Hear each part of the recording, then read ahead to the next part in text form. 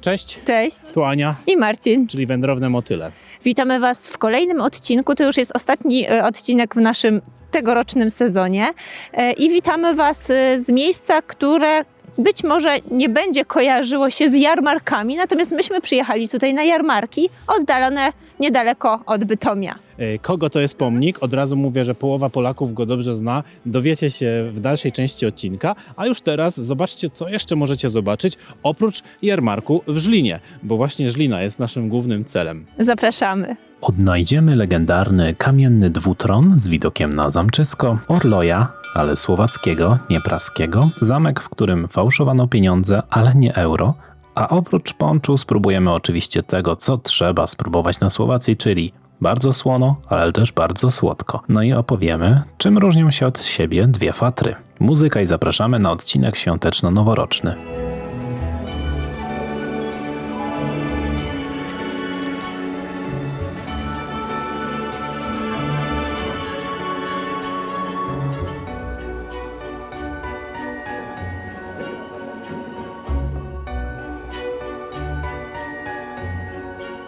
Droga na Słowację biegła dużo szybciej niż jeszcze rok temu. Dzięki nowym trasom po polskiej stronie m.in. S1. Potem doliną rzeki Kisucy, do której spływają wody polskiej Czadeczki, do Doliny Wagu. Dotarliśmy tu w około 2 godziny i 15 minut, a nie w prawie 3. Zaczniemy od miejsca, które na bardzo starych węgierskich mapach pojawiało się już w czasach, gdy po polskiej stronie gór rządzili Piastowie. W tym ważnym, strategicznym miejscu został wybudowany ten oto zamek w połowie XIII wieku, Castrum Budetyn. A dlaczego ważnym, strategicznym miejscu? No bo tutaj był szlak handlowy, który prowadził z Węgier na nasz Śląsk. Jednak ta trasa prowadziła nieco inaczej niż obecna trasa S1, ponieważ prowadziła ona przez przełęcz Jabłonkowską w stronę Cieszyna, Raciborza i Wodzisławia. Właścicielem tego zamku był magnat słowacko-węgierski, zwany był panem Tatr i Wagu, Matusz Czak, którego szczyt potęgi miał miejsce około roku 1311, gdy władał on 14 węgierskimi powiatami na zachodzie Słowacji. A on i jego stronnicy mieli pod kontrolą 50 zamków. To dość nieznana część historii Słowacji, gdy jako Górne Węgry była podzielona na kilka prywatnych państewek de facto. Zanim wejdziemy do zamku, żeby go zwiedzić, a zwiedza się go z przewodnikiem, co jest normalne, jeśli chodzi o Czechy i Słowację, to wejdziemy do kaplicy, do której można wejść za darmo. Słuchając przewodnika w kaplicy, próbowaliśmy sprawdzić, czy będziemy rozumieć tyle samo, co w Czechach i szczerze zrozumieliśmy nieco mniej. Ale jedno jest spójne dla Polski, Czech i Słowacji. Kaplicę zniszczyli żołnierze Armii Czerwonej. Największej rekonstrukcji i prac renowacyjnych doświadczył budynek w latach 50. i na początku wieku XXI, a to najstarsza kopia Biblii z językiem starosłowackim. Zamek jest siedzibą składającego się z kilku oddziałów Muzeum Powaszkiego. Nas, jak widzicie, bardzo ucieszyły ulotki w języku polskim. Zamek został przebudowany w stylu renesansowym, potem barokowym, więc trudno go dzisiaj nazwać zamkiem, właściwie jest to pałac. A teraz zobaczmy, co jest w środku.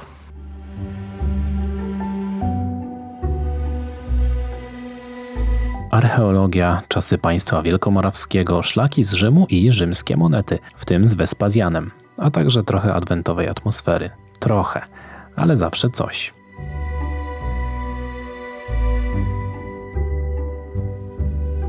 W połowie swojej historii zamek był siedzibą, uwaga, fałszerzy pieniędzy.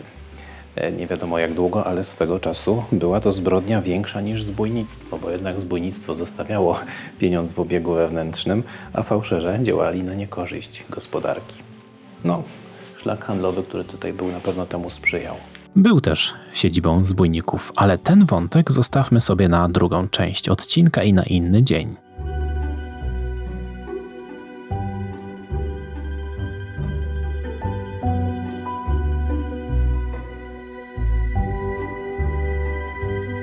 Do pałacu, zamku przylega park, stary w stylu angielskim, są bardzo stare platany, to jest ciekawe. I on kończy się w miejscu, gdzie rzeka Kisuca która płynie przez region Kisuce, historyczny, wpływa do dużo większej rzeki w tym miejscu. I ta rzeka nawet jest ważniejsza od Dunaju dla tożsamości, historii, kultury Słowaków, bo Dunaj to tylko jest w sumie granica z Węgrami.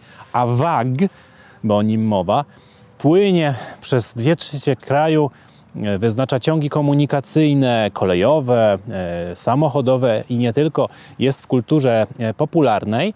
No i my za chwileczkę przekroczymy Wag. Do prawdziwego celu naszego odcinka się dostaniemy, czyli do Żyliny. Sprawdzimy jarmarki. Mam nadzieję, że doczekamy się dania, za którym tęsknimy, czy dzisiaj, czy jutro. Zobaczymy też, jakie mają ceny, skoro tutaj jest euro. A w międzyczasie zaprosimy Was na króciutki naprawdę moduł sponsorowany. Partnerem odcinka jest Surfshark, czy też po polsku surfujący rekin.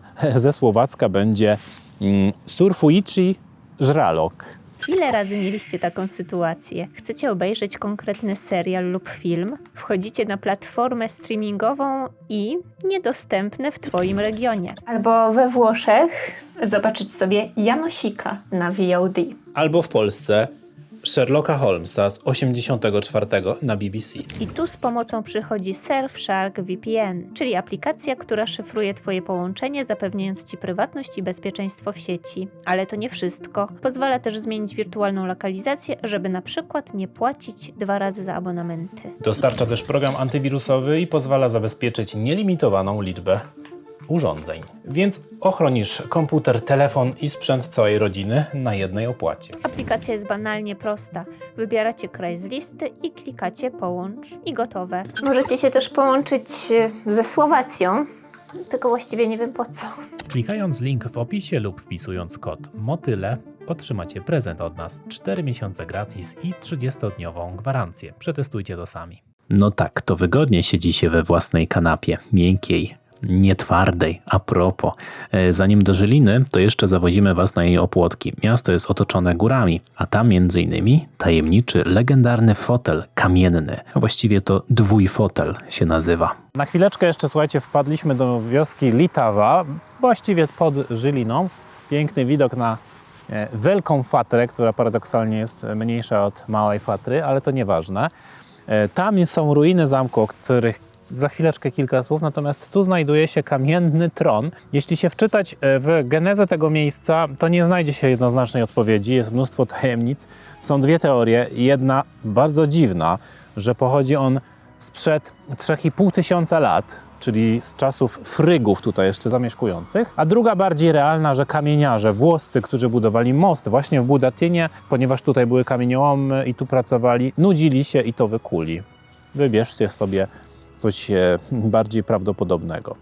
A ten zamek nigdy nie był zdobyty. No i dopiero co go pokonało? Pokonali go ludzie, lokalni mieszkańcy, którzy po prostu zaczęli go wykorzystywać jako kamieniołom, źródło budulca.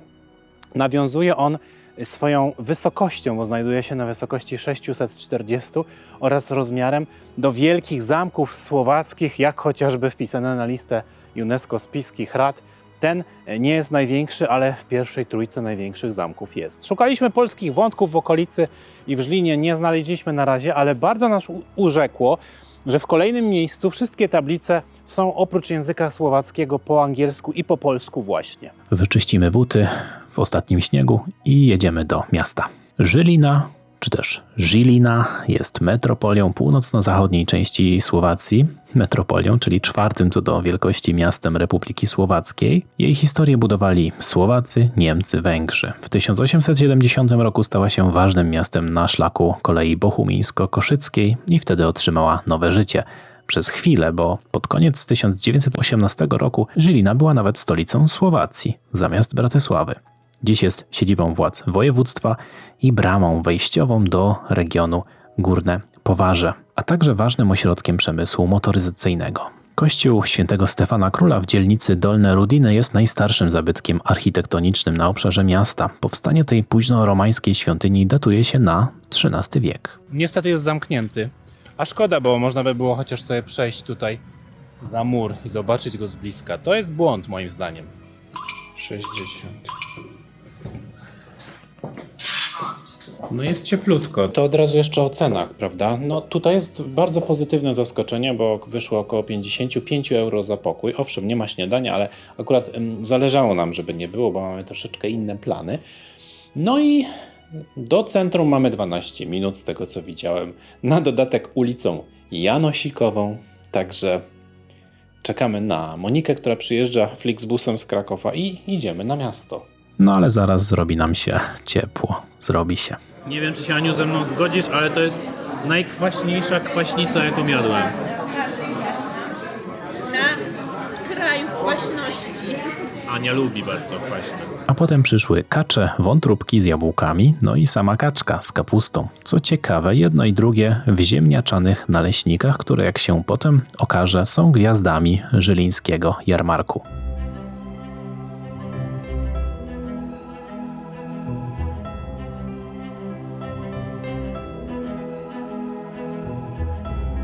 Najstarsza część miasta jest bardzo mała i kompaktowa, czyli można ją zwiedzać po prostu spacerując. My jesteśmy na Mariańskim Namesti, czyli na kwadratowym rynku, który otoczony jest takimi ładnymi, zadbanymi, wyremontowanymi kamieniczkami z podcieniami, czyli arkadowymi. No i jest to też serce jarmarku, jak widać na załączonym obrazku. A za chwilę udamy się do najważniejszej budowli tej części miasta, której wieżę widzimy za moimi plecami. Chodźmy. W XIV wieku, co ciekawe, był twierdzą obronną. Odremontowany w 1586. Poświęcono Trójcy Przenajświętszej, ale później trafił do ewangelików. W 1610 w kościele pod patronatem Juraja Turca odbywał się tzw. synod żyliński. Bardzo ważne zgromadzenie ewangelików z obszarów późniejszych Austro-Węgier. Kościół pierwotnie gotycki po przebudowie ma charakter renesansowy, jest trójnawowy, ale w środku zaskakująco mały w porównaniu z tym, jakie robi wrażenie z zewnątrz. Przy kościele, przy katedrze znajduje się osobna wieża. Słowo osobna w sumie znaczy coś innego po słowacku, z tego co wiem. Samodzielna, czyli taka campanila, oczywiście dzwonnica. To oczywiście jest wątek bardzo kojarzący się z Włochami. Ma ona 43 chyba czy 44 metry. Przez długi czas była najwyższą budowlą w Żylinie, ale też najwyższą tego typu budowlą w całej Słowacji. Pamiętamy, że 16 lat temu, kiedy wędrowaliśmy i podróżowaliśmy z plecakiem po Słowacji, wtedy zderzyliśmy się po raz pierwszy w życiu, że trzeba było płacić bilet wstępu, żeby wejść do kościoła. Teraz, jak wiemy, to już jest żadna sensacja. W wielu miejscach na świecie tak po prostu jest. I nie tylko chodzi o chrześcijańskie świątynie.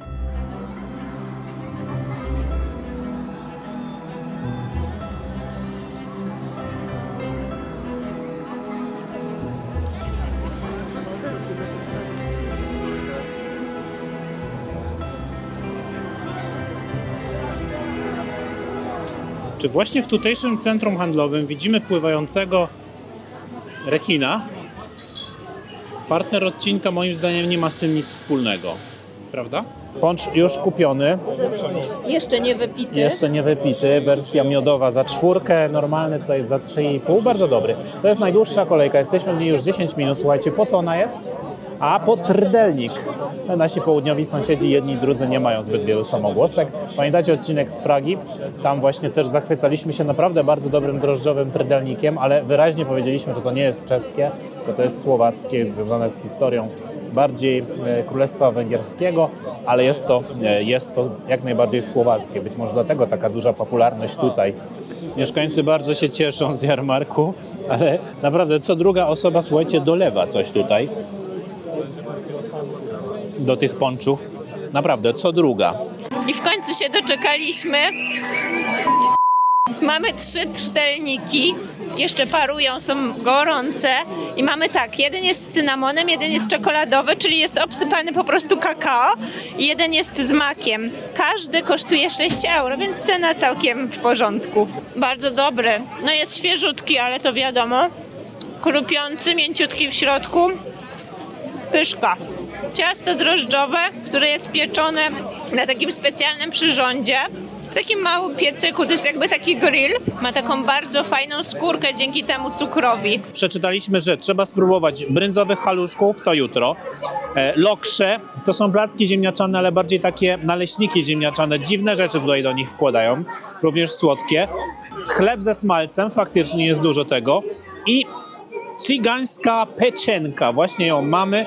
Do tego jeszcze poncz jabłkowy. Pamiętasz, Aniu, mamy bardzo dobre wspomnienia z Gór Harz, gdzie nie mogliśmy zapomnieć takiej bardzo dobrej karkówki, bo to jest właśnie pieczeń wieprzowa z dodatkiem cebuli, musztardy i ogórków. Muszę powiedzieć, że nie tak dobra jak Góra Harz, ale bardzo fajnie doprawiona. A i ceny. Wszystkie rzeczy, które jemy, słone, niesłodkie, kupimy za 6, 7, zazwyczaj 8, 9 euro. Najdroższe są za 10, czyli 43 zł.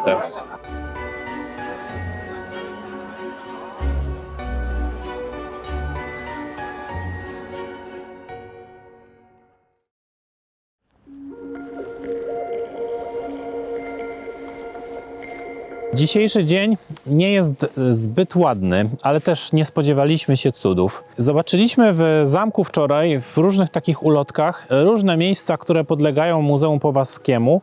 Jedno z nich jest 45 minut stąd, to są Chichmany, ale zobaczyliśmy na kamerze online, że jest totalne mleko, nic nie widać. Przyjechaliśmy więc do Bytczy. Tutaj znajduje się pałac i kasztel szobański, renesansowy, unikatowy w skali Europy, dlatego że jest to pałac tylko i wyłącznie wybudowany w celach organizacji ślubów. Tak, w tamtych czasach, gdy rządzili tutaj Turdzonowie, skoro powstał w celach organizacji ślubów, to władca musiał mieć bardzo dużo potomstwa. I faktycznie ze źródeł wynika, że Turco miał ich aż 12.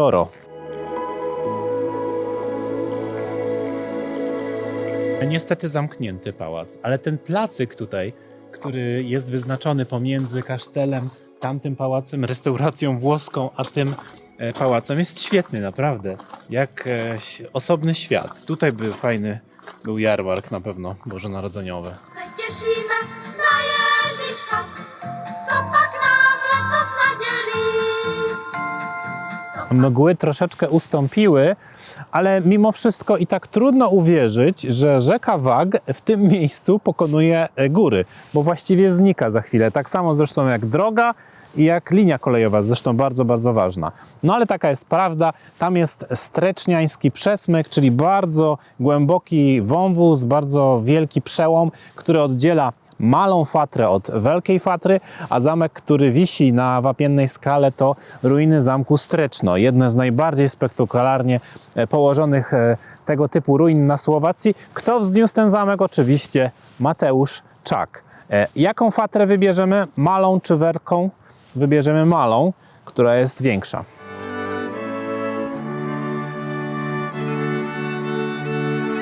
Jesteśmy w miejscowości Terchowa, a z tego punktu widokowego, właściwie z wieży widokowej, roztacza się przepiękna panorama na masyw Małej Fatry, czyli to jest jakieś ponad 1700 metrów nad poziomem morza.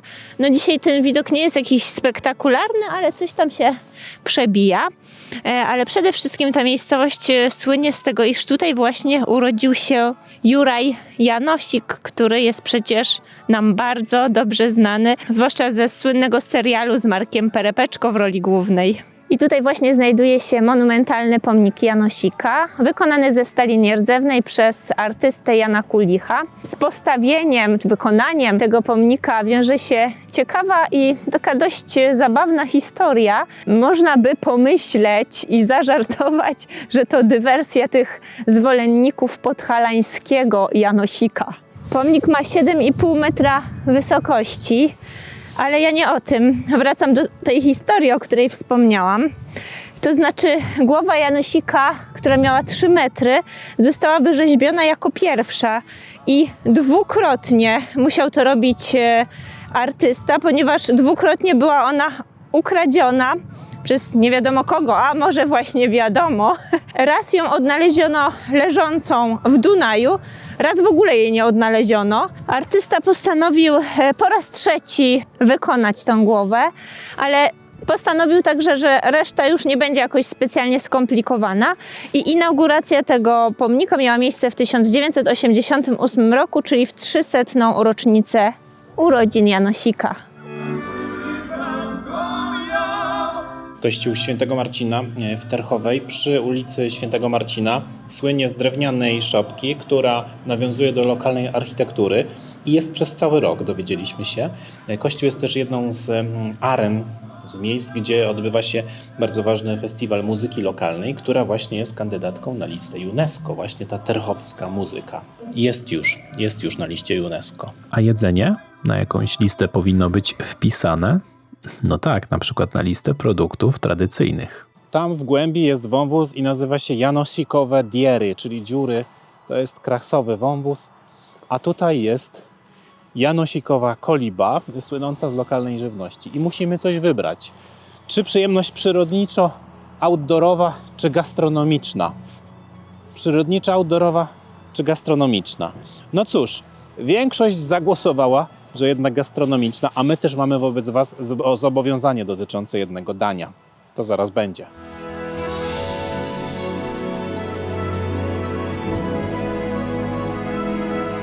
Ja mam zupę fasolową. Ona jest zupełnie inna niż ta u nas. Nie ma w ogóle majaranku na przykład w sobie. Jest też dużo kiełbasy. Jest bardzo aromatyczna. I to jest chyba fasola raczej taka ciemniejsza, nie biała, czerwona. I nie ma ziemniaków, ale jest całkiem dobra, przyjemna w smaku. Co Wam powiem, ale Wam powiem. Jesteście na Słowacji, musicie spróbować haluszków. W Polsce to gałuszki, ale to hałuszki to po prostu po słowacku są kluski. Natomiast hałuszki słowackie, słoweńskie to najczęściej są bryndzowe haluszki, które są wzmacniane bryndzą. Dodatkowo mają jeszcze albo słoninę, albo kiełbasę. Ja zamówiłem taką całkowicie wzmocnioną wersję, czyli bryndzowe haluszki z oszczepką. To jest bardzo podobny ser do oscypka, natomiast w roku 2005 nawet mieliśmy małą wojnę, kto pierwszy zarejestruje, czy polscy, czy słowaccy górale oscypek lub oszczepkę jako produkt tradycyjny. Ostatecznie żeśmy się dogadali. Ja mam natomiast strapaczki, to jest rodzaj haluszków, czyli też kluseczki, ale tym razem z kapustą kiszoną. Ta kapusta nie jest bardzo kwaśna, ona jest lekko też słodkawa, no i oczywiście spora dawka słoniny na wierzchu. Ten trochę za wcześnie.